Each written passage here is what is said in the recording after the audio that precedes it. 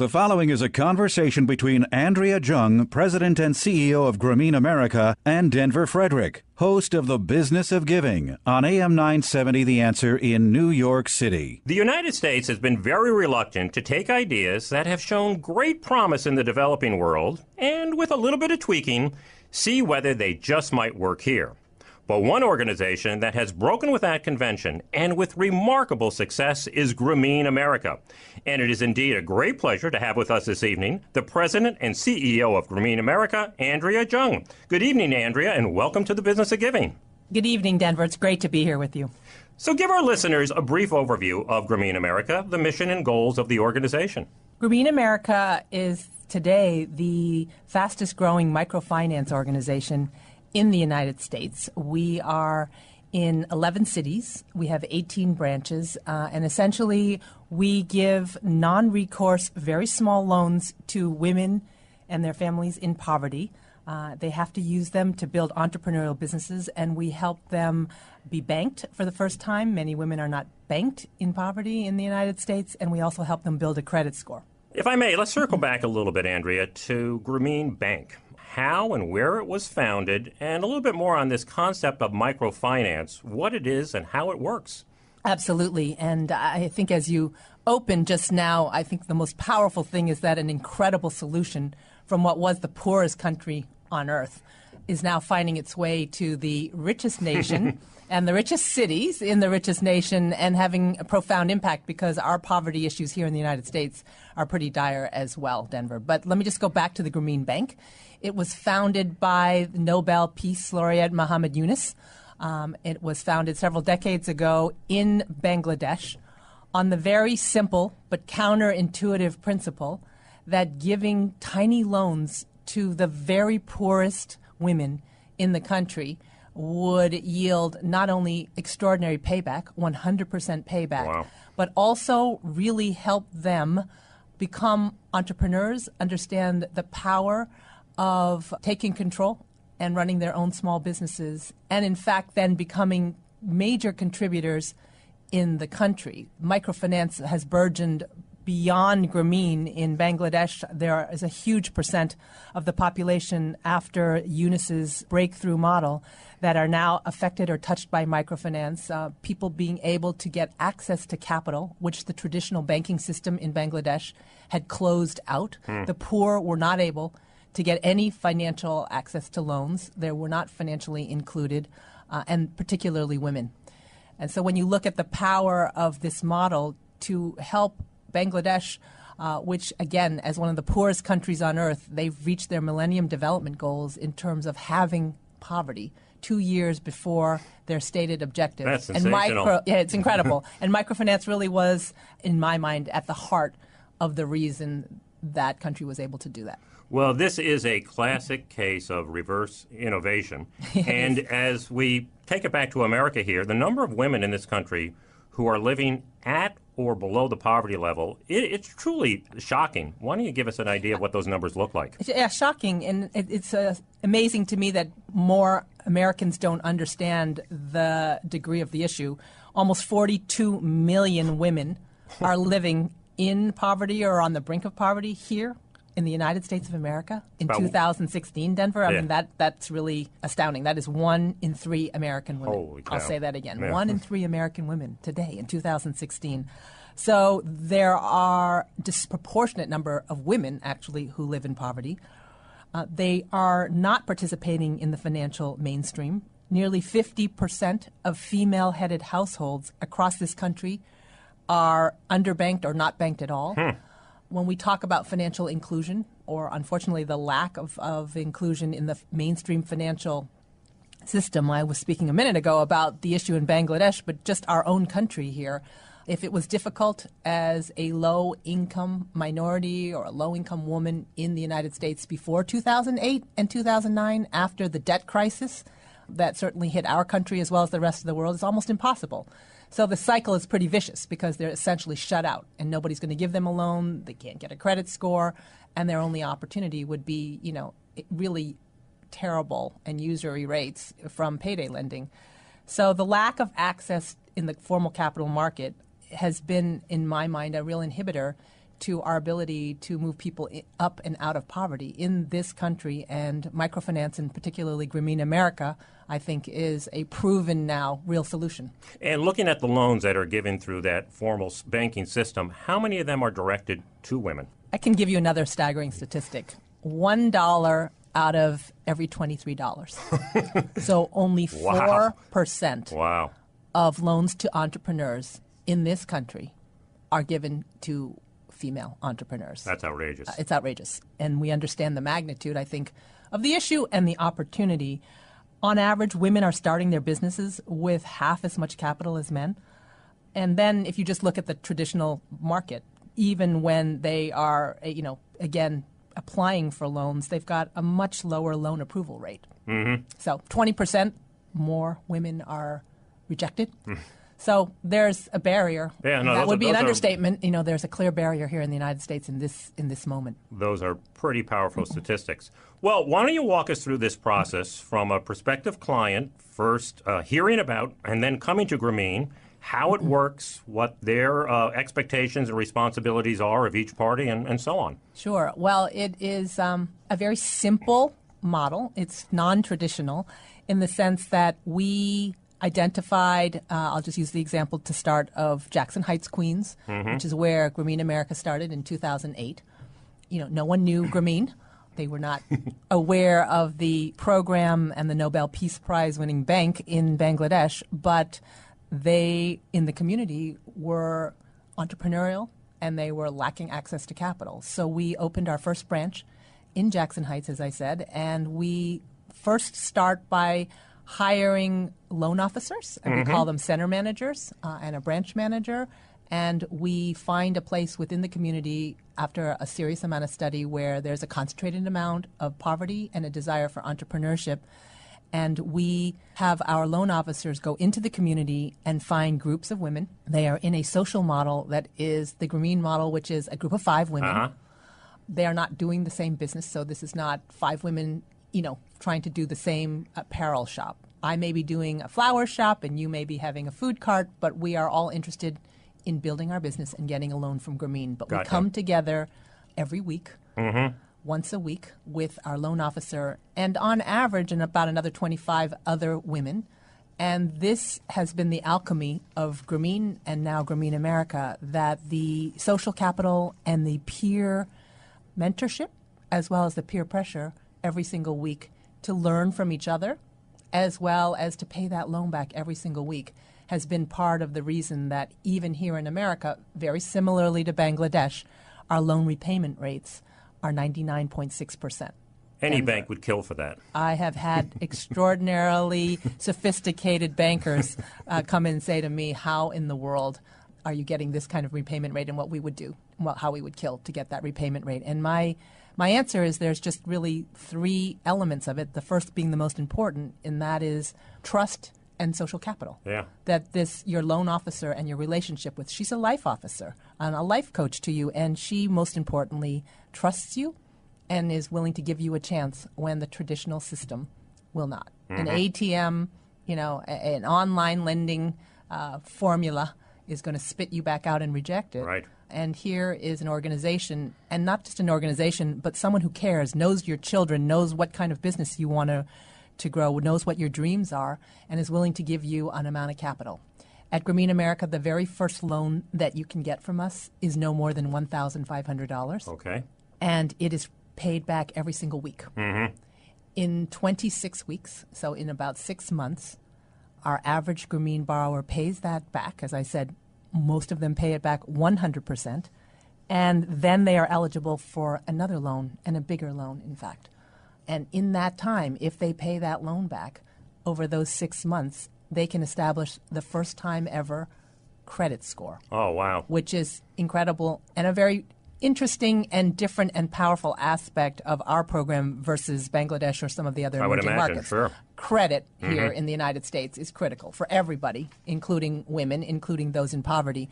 And the average credit score is about 670 for 6 months of perfect repayment history.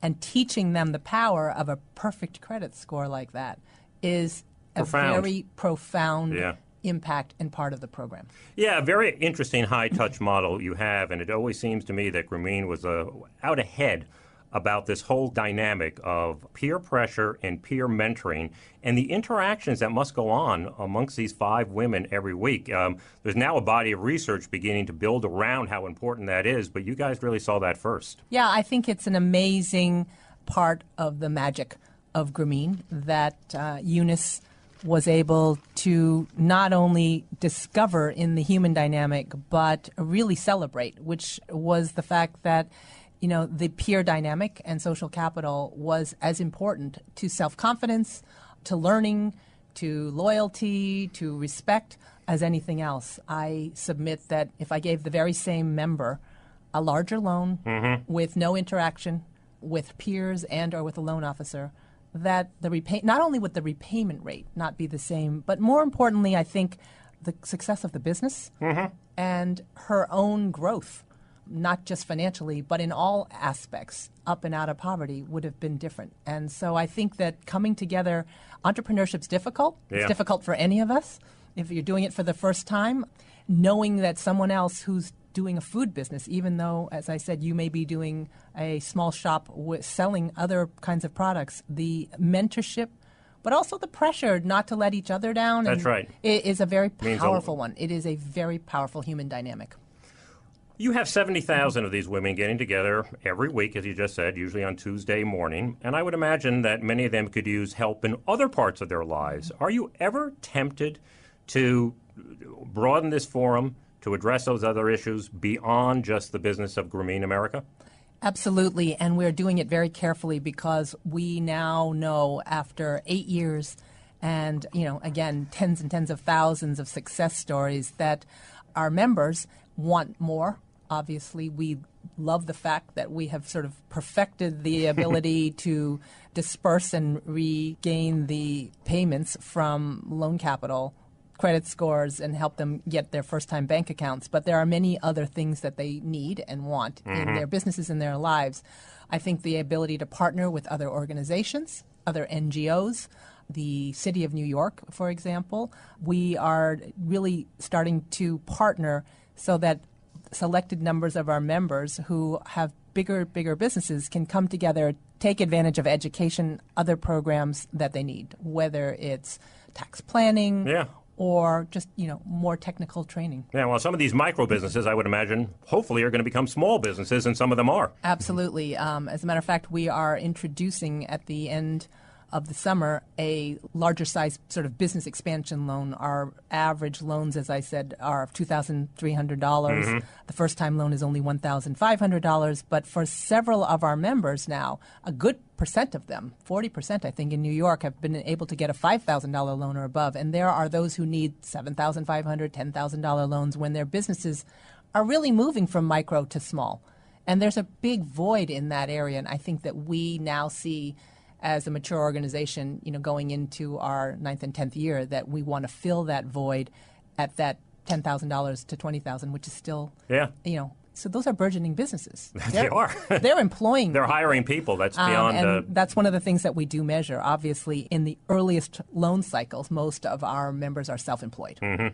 But when we start looking at a couple years later, as those businesses mature, they're moving out of the home, they're renting storefronts, they're employing others to help them, a salesperson. I met a woman the other day who's got 3 employees. So, they're not only obviously contributing and helping their own financial wherewithal, they're creating jobs in the community, which is very, very powerful. Super.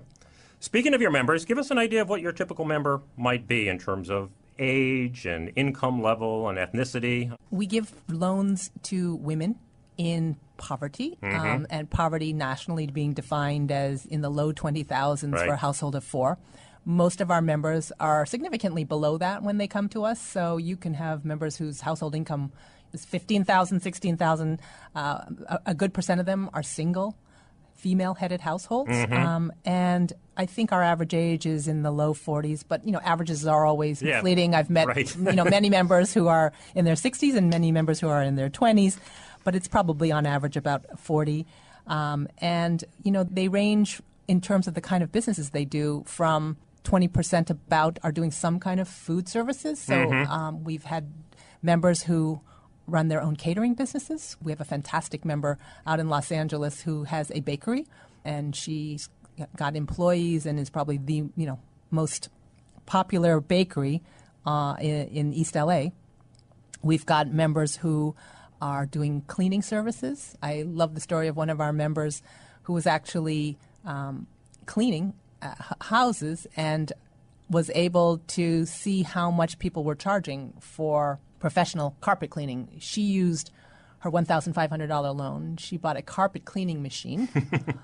She began to charge up, and today she's actually no longer cleaning. She's actually in the rental equipment business, renting machines to other who clean in the community. So that is the American dream. That's a great story. I have another member. Her name is Susanna. She's been a member of ours in Nixon Heights since 2011. So she's taken out probably over the course of those years over $50,000 worth of loans. She's got a very successful hair salon today. She's employing many people. And she just became a U.S. citizen, and so she got on one day a $10,000 loan and her U.S. citizenship, and she said it really was one of the best days in her life. And I think how sweet is that? How sweet is that? It doesn't get better than that.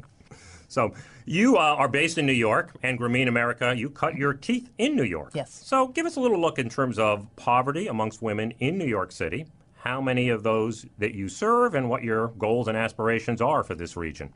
Yes, we're proudly New York-based and feel that, our founding branch and home is New York City. We wanted to have the proof of concept and the pilot really work in New York before we started expanding to other cities. So we did open here in 2008. The numbers that I mentioned earlier, which are national numbers, obviously, unfortunately, are just as bad in New York City. So we're not exempt from that right here in our own backyard. Women's poverty in New York City needs to be addressed. There's 1 million women living in poverty. 1 million women. 40% of female-headed households in New York are impoverished. And we've reached over 40,000 women and their families in the boroughs of New York. So, if you think about that, it's not that far from 100,000, which would be 10% of women in poverty. So we feel like... And that's what your goal is? At least. Yeah. But, one of the things that I feel proud about is that that's a scaled organization. One of our goals is to make this a scaled movement and a scaled solution. And so there are many nonprofits, and the numbers are nice. And, if you serve a few women, it's a few women more that benefit. So there's no nonprofit that doesn't do good. But scale... and true, material impact is another story. Yeah. And if we think about the fact that we couldn't, in short order, touch 1 out of 10 women in poverty in New York City, that's pretty lofty. That's no longer a small nonprofit. No. That is a fairly huge and sizable impact. So New York is, a very, very important community to us. We have 7 branches in New York.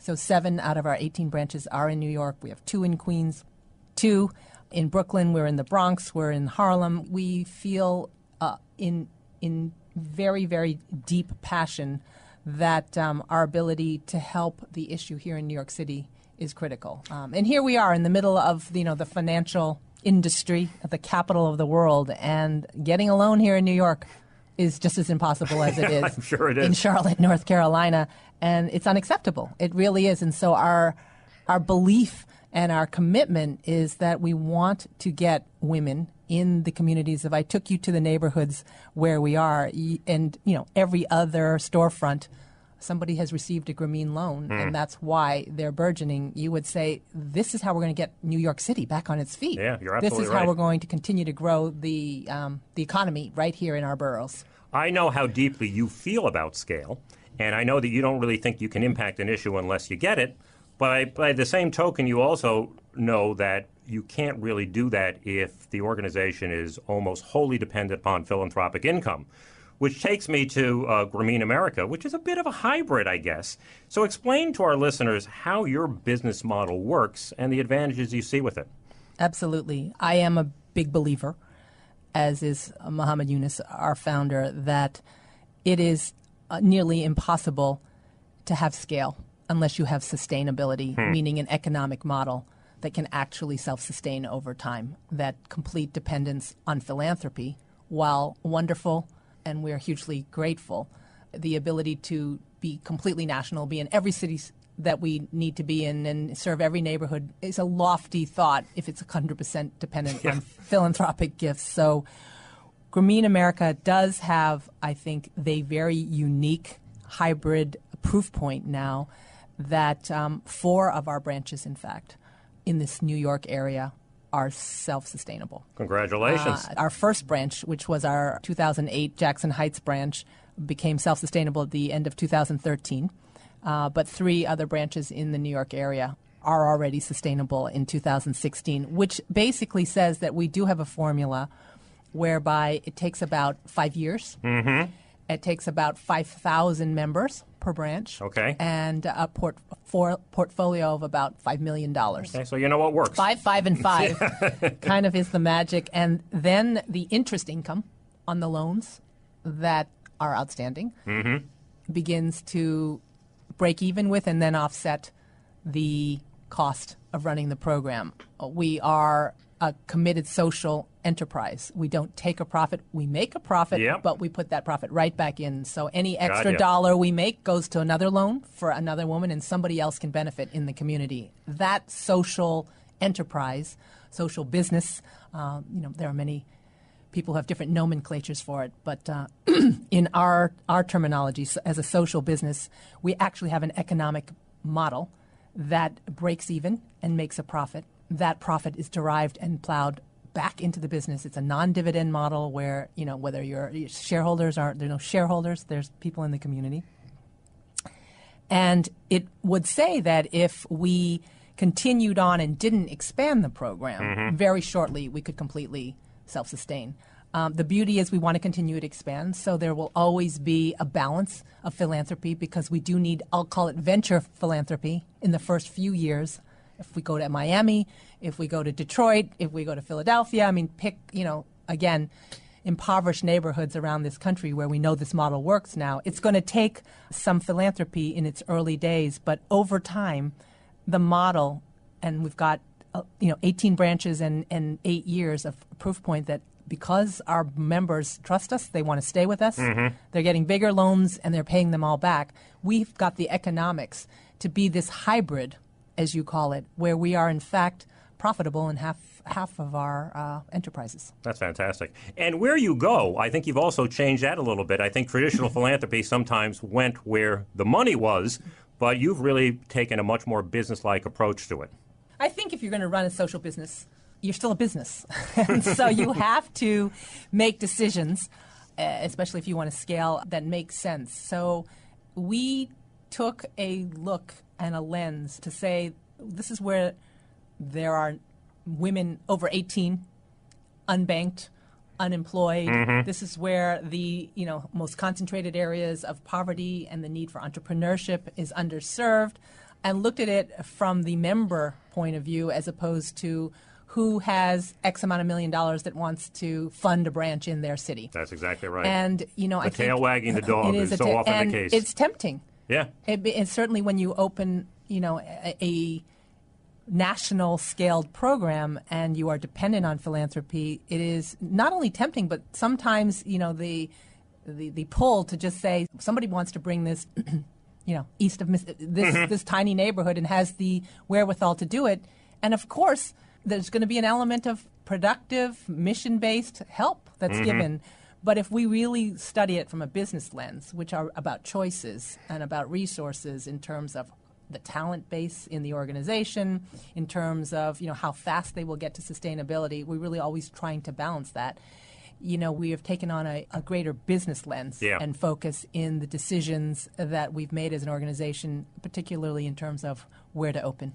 Well, you only have so much bandwidth, so you have to make those choices. Like any other organization, any business, any organization, you've got to prioritize your bandwidth. That's exactly right. Well, speaking of business, you bring that acumen to this job. You became the CEO of Avon in 1999. I think you were the third woman to lead a Fortune 500 company at that time.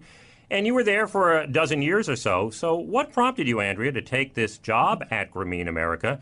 And how did your experience as a CEO of Avon help you prepare for it? It's a funny thing, Denver, because many people say, wow, you transitioned from Avon to Grameen America. That's a big change. There's so many similarities, and I think if you understand Avon and then Grameen America, the dots do link pretty easily. Yes, I spent 20 years at Avon. It was a fantastic opportunity. Avon was a company that was founded, again, 34 years before women could vote, on the very simple principle that women should be allowed to be in the workforce. Many people think Avon is about ding-dong, selling some lipstick and some skincare, but the founding principle of Avon was actually giving the first-time opportunity for women, before they could vote, to earn independent income apart from their family, their husbands, go out and sell. So it was radical at the time. Radical idea. A radical idea 1886. for 1886. And part of the founding DNA, though, was that, small businesses and running your own business and learning tools and educating women on how they could, in fact, be economically independent, self-sufficient, and build their self-confidence through entrepreneurship has been very much what Avon was, and I had a huge passion for that. Yeah. And I saw it, Denver, in 100-plus countries all over the world.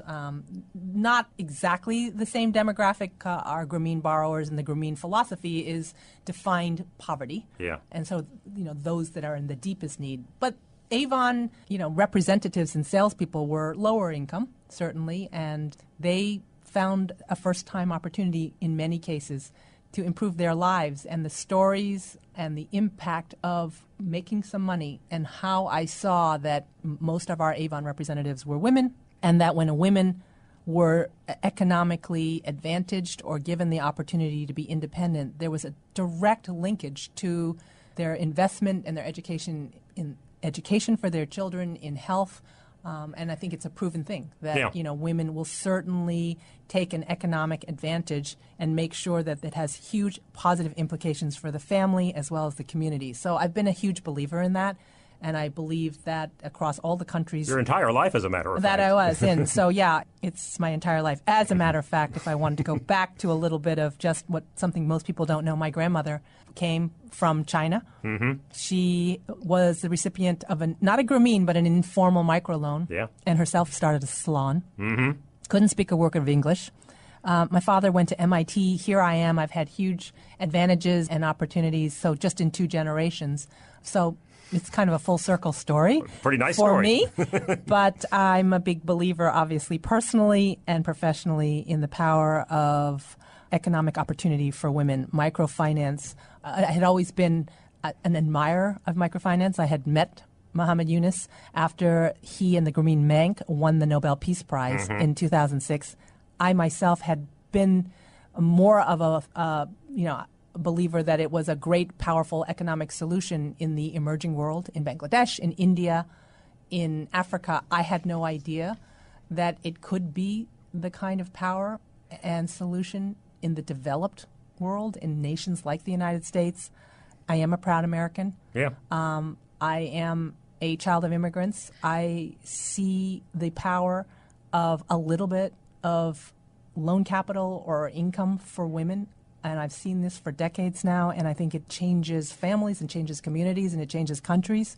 And so I felt like this was not only a great transition, but if I, who've had the experience to scale organizations and had the business experience for, all these decades, if someone like myself wasn't going to bring those experiences and skills to a nonprofit, albeit hybrid social business, if not me, then who? Yeah, absolutely. Well, number one, I can't see you in a traditional nonprofit. I really do see you in this middle ground.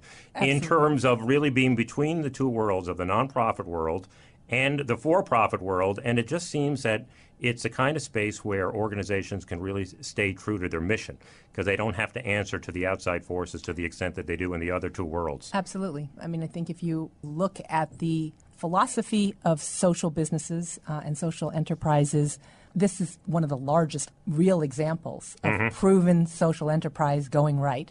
I can't see myself working on either side again because I really believe that if businesses don't solve societal issues, we can wait a long time for governments. And I've been there in the for-profit sector, and that was a phenomenal experience. But the tug is, shareholders and profits. That's right. It is, or donors, as you sort of alluded to before. Or donors on the other side. Yeah. So it is hard to, have that compass due north and be able to march that way unless you have that definitive construct, governance, and mission as a social business. You've got to be able to make your own income, or you are going to be, marginalized. Marginalized, and rightly so. If I'm a donor and I'm giving you all the money, I want a decision in the path of the organization, and that I understand that.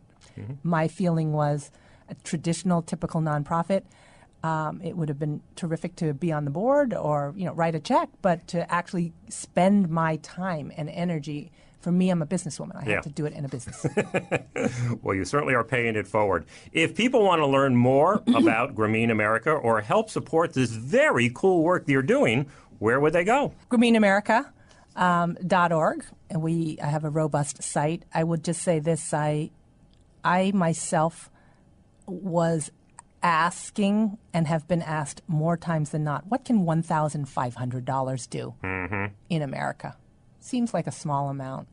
I have 70,000 stories and growing of the extraordinary impact of $1,500. We're launching a campaign this fall, and we are trying to raise many $1,500 gifts because That's a nice idea. They're real and they fuel Susanna's that I talked to you about or Maria's that I've talked to you about, and that $1,500, think about this, will be repaid in 6 months. Yeah. And then that same $1,500 will fuel another entrepreneur, and then another and another. So think of it this way: for a $1,500 gift, you are funding 2 American entrepreneurs every single year in perpetuity because the model works.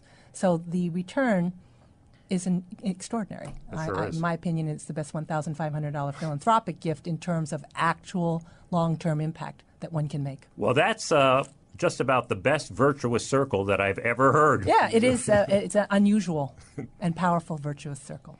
Well, Andrea Jung, the president and CEO of Grameen America, not only is the work you're doing incredibly important, and I'm sure our listeners can just feel how purpose-driven you are, but the success of this enterprise could well inform many on the kind of business models that will work in the 21st century to tackle our most vexing social problems.